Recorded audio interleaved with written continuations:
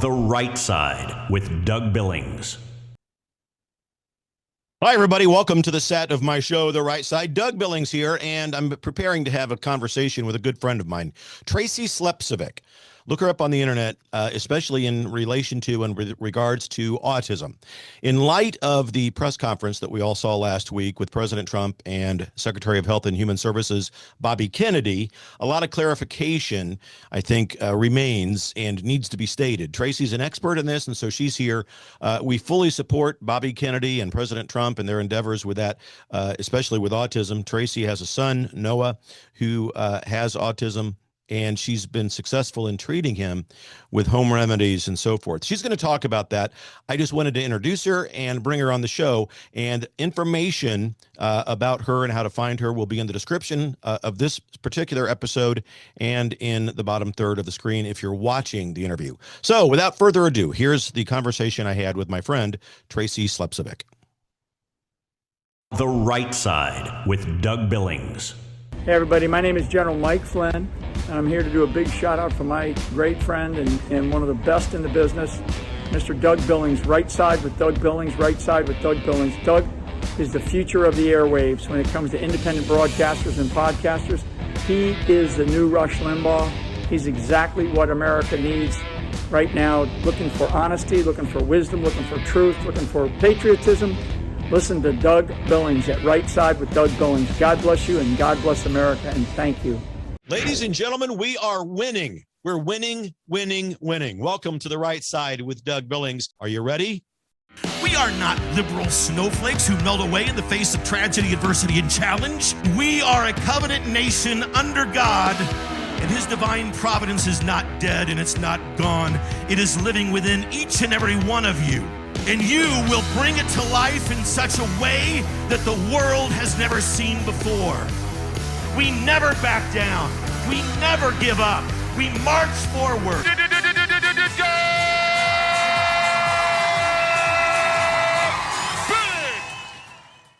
Hi, everybody. Welcome back to The Right Side with Doug Billings. This guest of mine, Tracy Slepcevic, she is a dear friend. And in full transparency, yes, she's a friend. She and her husband, Steve, have done as a couple both great work in this country. And they have a son, Noah, who is a proud product of that relationship. And I have a son, Michael, who has Down syndrome. And we've all been to dinner together. I've been to their home in California. And she is on the program because I want her to add some clarity around what this, the autism news cycle that came out last week with Bobby Kennedy and President Trump with regards to Tylenol and so forth. Tracy's an expert, in my view. She's written several books. I'm going to let her talk about those. But Tracy, welcome to the program, my friend. I'm so glad that you're here. So good to see you, and thanks for having me again. What was your reaction? You saw this press conference last week, and I love President Trump. He kind of babbles through it, and Bobby Kennedy comes to his rescue. He can't pronounce acetaminophen and so forth and so on, but it's a bombshell. It was a bombshell news press conference, and I want to get your first take because you're sitting there watching it. What went through your mind initially? So I literally wanted to jump up and down on the sofa. I was so excited. Our voices are being heard. I've been on this journey for 17 plus years with Noah. And, for the longest time, us parents, especially us moms, were called crazy, anti-vaxxers, conspiracy theorists. I mean, the list is long. So there was a level of satisfaction and excitement in hearing that, because now it's being recognized, not just that autism is on the rise, but it's an epidemic. So what are the causes? And the fact that they spoke about what could be some of the causes was I was blown away. I was happy. Well, we all were. And Trump teased it the night before in another interview he was in, and I was tuned in with great eagerness. And as soon as I began to hear what they're talking about, I immediately thought of you and Steve and Noah. And I was just wondering what is going through Tracy's mind with this. She's got to be elated. Finally, the spotlight being shown on this.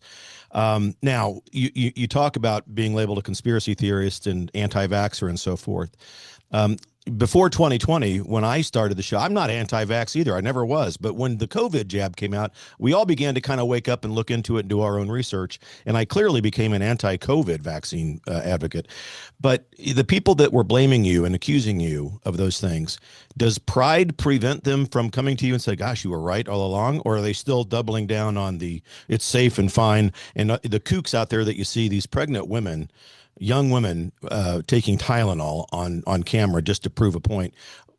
Are you vindicated within those circles? Do they still look at you as kind of a kook? I I honestly don't associate with those people anymore. Good.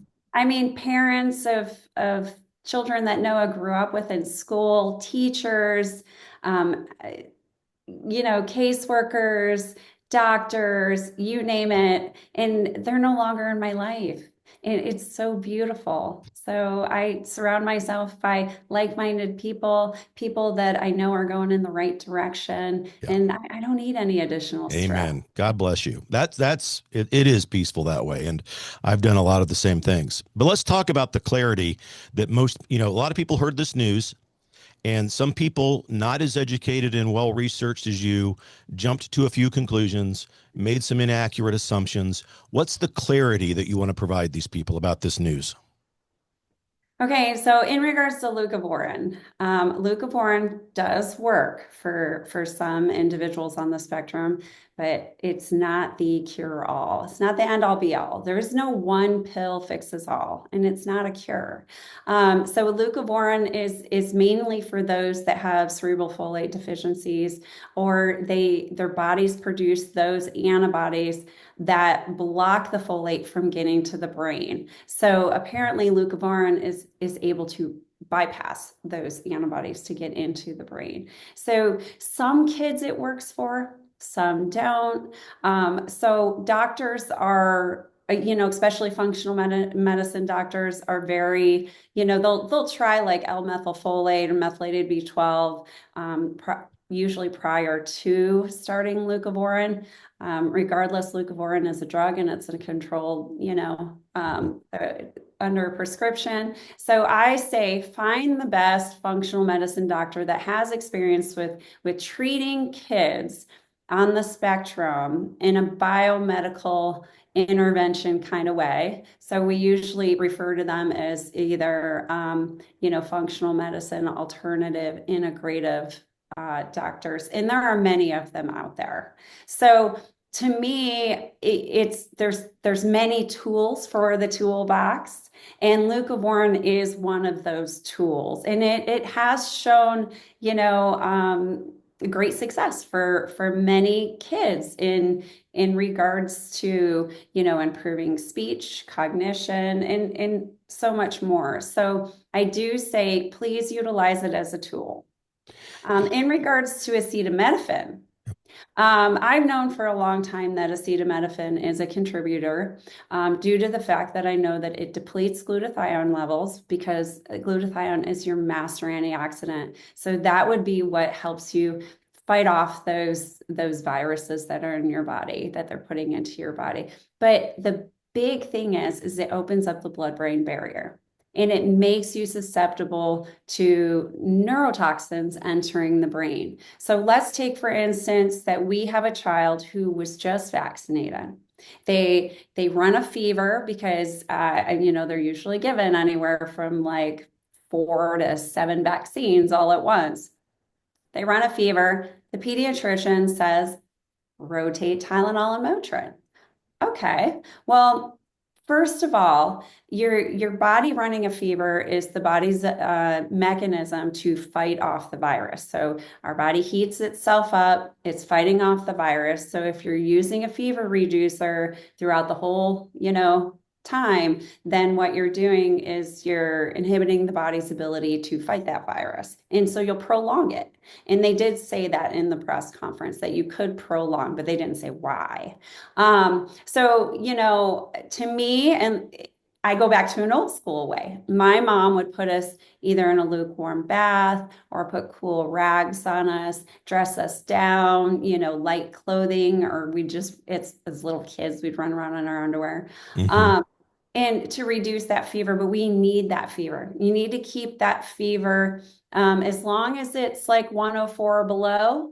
You're pretty good. But once you start to get to 105, 106, you need to implement certain ways to reduce the fever. Now, there's many of natural home remedies to reduce fevers. You can take socks and you can soak them in apple cider vinegar and throw them on your kid. You can put, onions in their socks.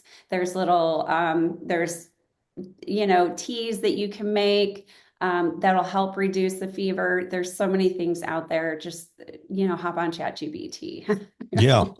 I have memories of my mom. I'm the oldest of my siblings, and I remember looking back at my younger sisters, and when they had a high fever, mom would put them in the sink. They were just toddler, little children. They'd put them in the kitchen sink, scrub the kitchen sink, put them in there, and scrub them with some cold. She'd have the sitting in the sink of lukewarm water, but she'd have a pitcher of cold water, and she would just scrub their back and their arms and their underarms, and then put her down in the playpen or what. I don't know if that works, but your remedies remind me of those old school ways that I sometimes have memories of with my own mother. So. Well, they say not to use cold water because you don't want to shock the system. Yeah, and that's what I thought. Yeah, but that's what mom did back in the day, and she had it sitting in lukewarm water. But at any rate, those are things that you can look up on the internet. The home remedies. And when you say functional doctor, functional medical doctor, can you define that for the people that live in Raytown, Missouri, who may not know?